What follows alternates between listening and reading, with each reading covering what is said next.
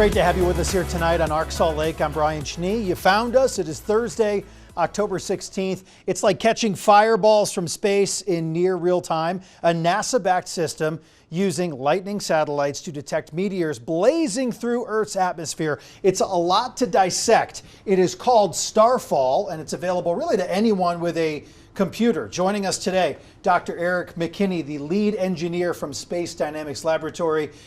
Thanks for being here, first and foremost. Thanks for having me. Before we get to any questions, I want to see if we have this video here popped up. I want you to show some of the software capabilities, if you may. Absolutely. This is the Starfall software that's recently been released to the public.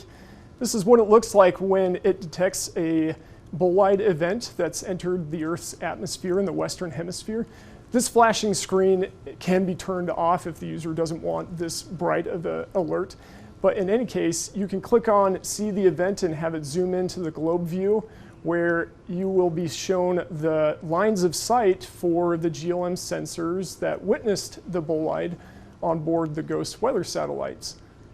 This is pretty cool. There's a lot to get into to figure out how this all came to be. So what was the original goal of this project to begin with? Yeah, the goal was to be able to detect bolides in near real time. Really, there's public interest and scientific study that is important for detecting bolides in near real time, but also for political de-escalation purposes. It's a common known fact that bolides can emit enough energy that they can be confused as atomic detonations. So being able to accurately detect and classify them as natural Earth impactors is important for NASA Planetary Defense Coordination Office. What were some of the deciding factors in making this public? So NASA Planetary Defense Coordination Office came to the Space Dynamics Laboratory and asked us to build the software. After we had designed and declared it as operational, they reviewed it and decided this is excellent. We should provide this back to taxpayers who help fund this project. So do meteors often cause terrestrial damage at this point? How prevalent is a potential threat from what you've seen? No, bolides that cause harm or damage are extremely rare. While these are important to detect quickly and classify them accurately, there's really no cause for alarm. Can the AI model learn over time? And I mean, how often, if ever, is it really retrained? Some AI models can be trained over time, but when the Space Dynamics Laboratory takes on a project, we try to design the appropriate amount of engineering for the problem.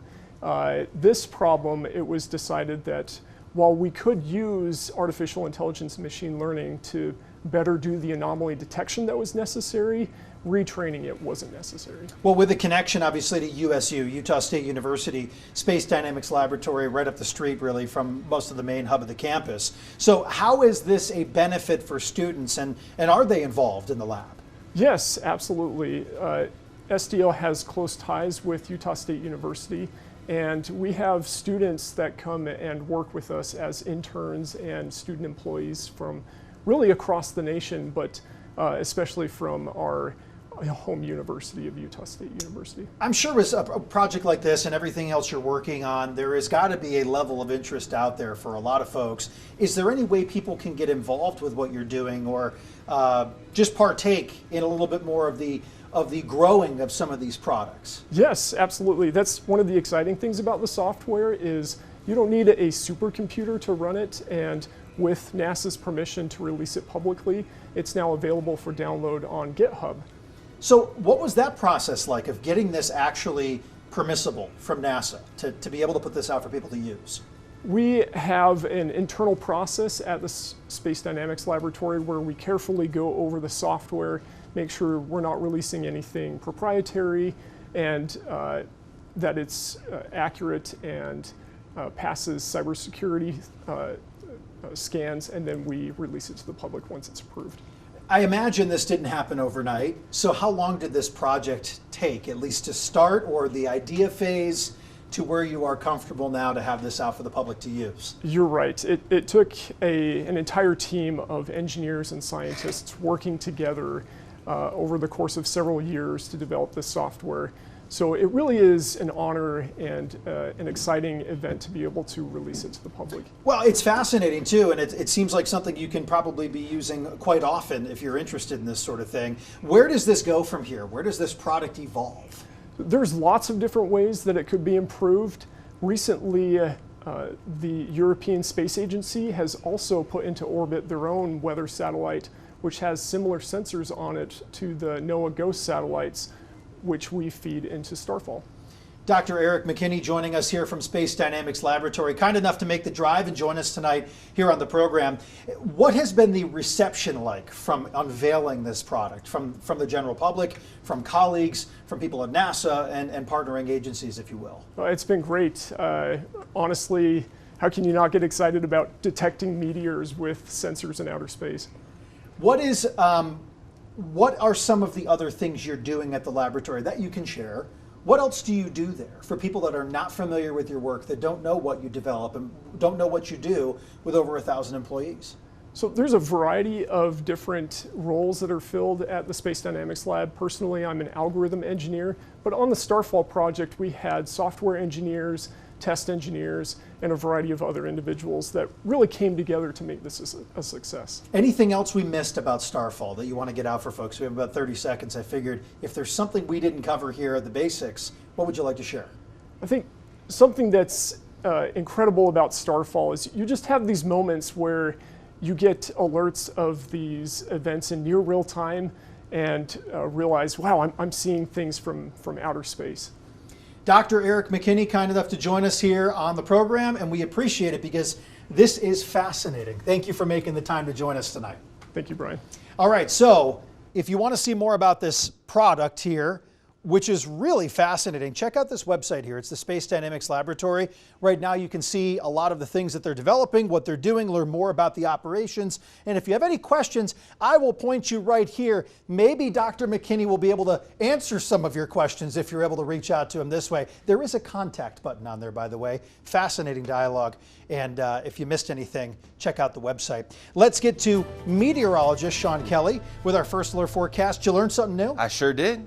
Yeah, it's very cool. Yeah, absolutely, especially on a cloudy day when you can't see any of the meteors up above. Well, it's interesting the correlation between satellite imagery that you're using. Right, yeah, the same satellites here help feed into our weather models and see what we've got going on in terms of clouds and storms and ocean temperatures and land temperatures, and it's been detecting a whole lot of cold weather here recently. And precip and snow at the higher elevations and the Uintas. Some of those snow totals pretty impressive for early to mid-October. 4 to 9 inches for many of our mountains, and you can see when the valleys here are in the 50s, and you know that's cold enough to snow into the mountains when they're into the 30s. But the highs today, not at all quite impressive. We're at 53 degrees right now, so it's a chilly evening, light winds, but it's been pretty cloudy for much of the day today with temperatures as we head into the overnight into the 40s. We've got a few isolated rain showers as we make our way up across portions of the northern end of the Wasatch Front.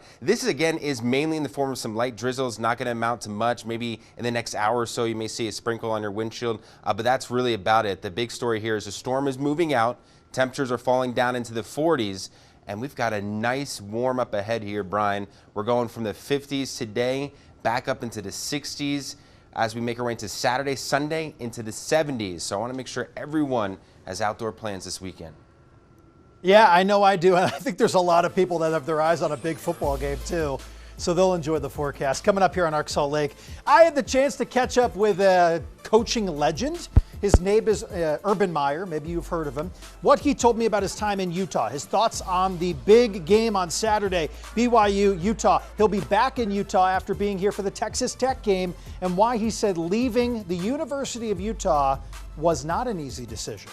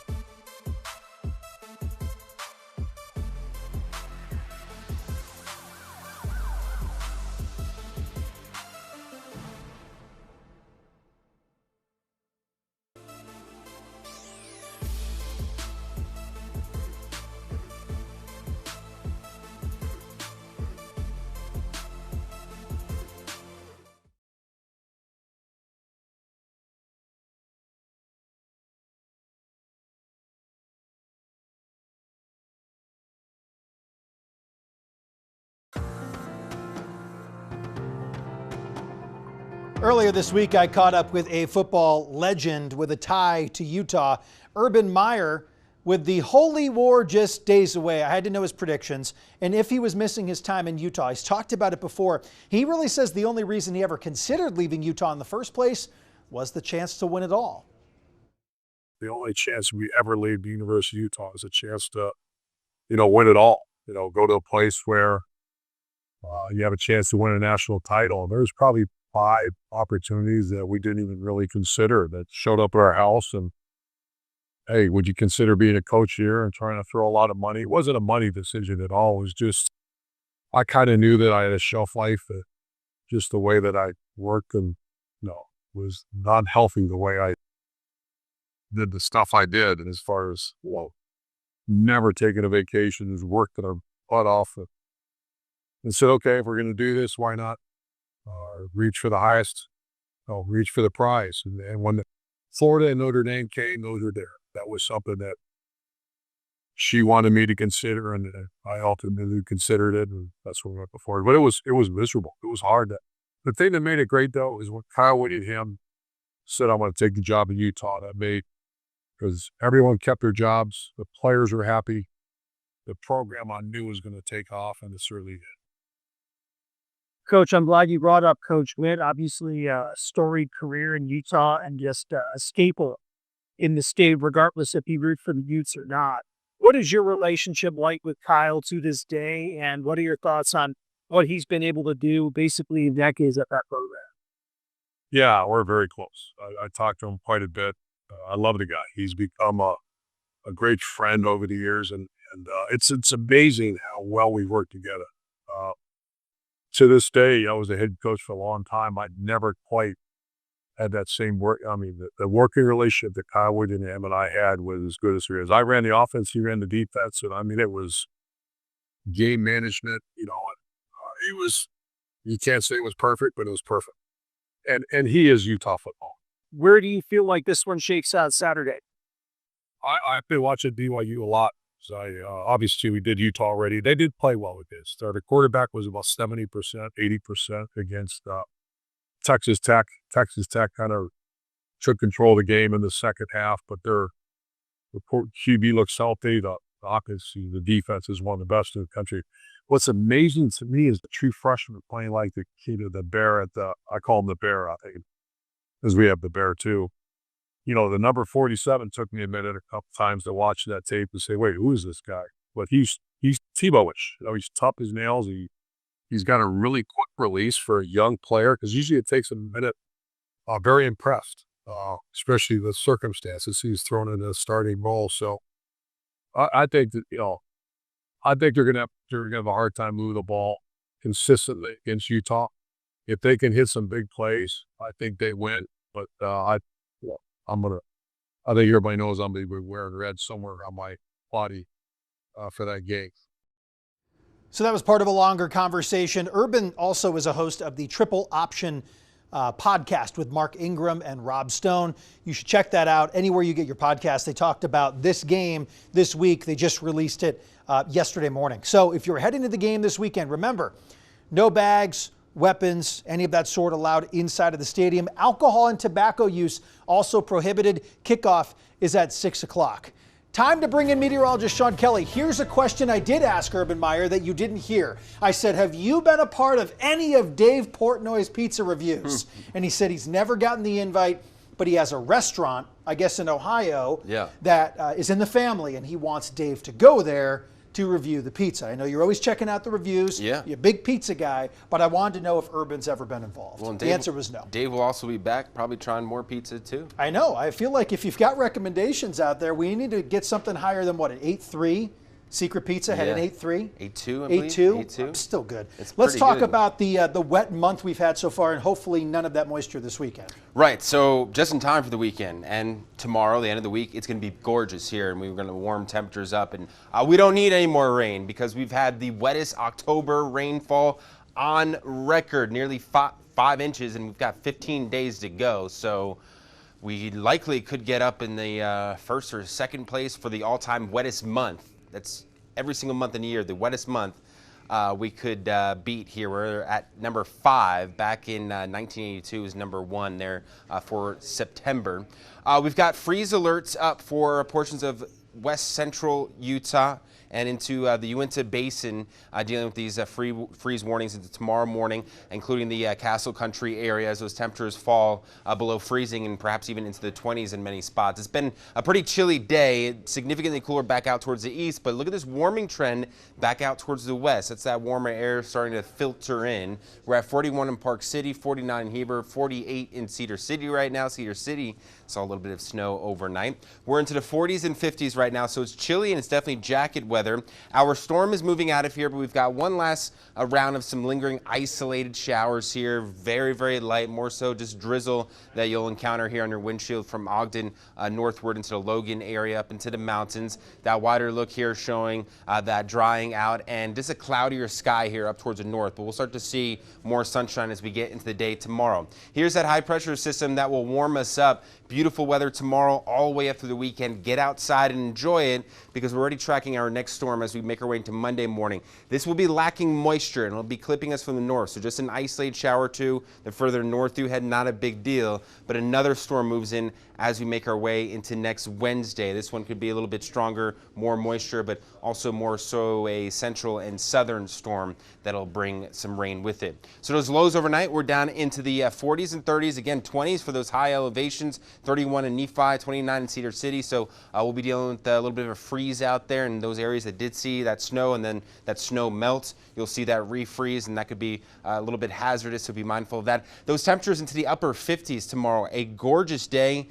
71 down in the St. George area. We've got some big matchups again in the days ahead. Utah State as well, hosting San Jose State with those temperatures into the 50s, cooling down into the 40s. But for the Utah BYU game, it's going to be perfect football weather. 60s here, cooling things down into the 50s as you're making your way home. So St. George, you're looking at temperatures here as we warm up into the weekend, getting close to back to 80 degrees Sunday.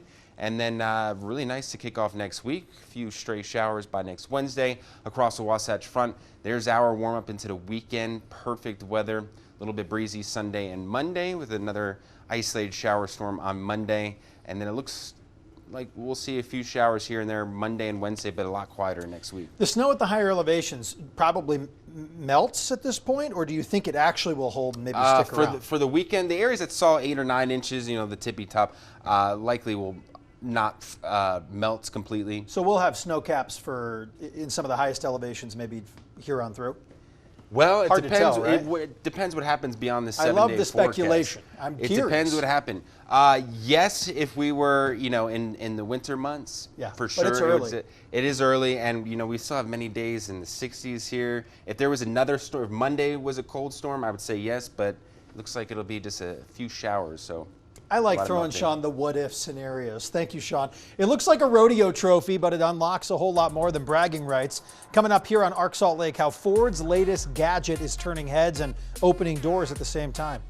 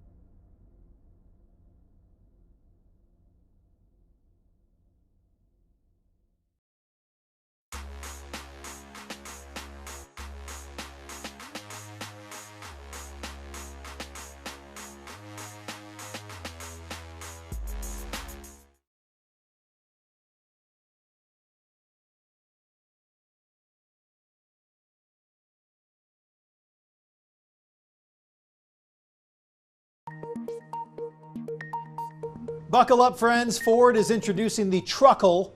It's a Western-style belt buckle made of German silver and jeweler's bronze. The Truckle. The front features the classic F-150 and the back has a place to hold an F-150 key fob. All right, all right. The truck will automatically lock and unlock when those wearing the belt approach and walk away from it. The concept was designed by a family-run trophy buckle company in Utah, started by former rodeo cowboy Andy Andrews. I love to hear we got the Utah connection. All right, all right. Same family, Ford Lincoln. A close call in Chapel Hill, and the culprit, the fire chief's dog.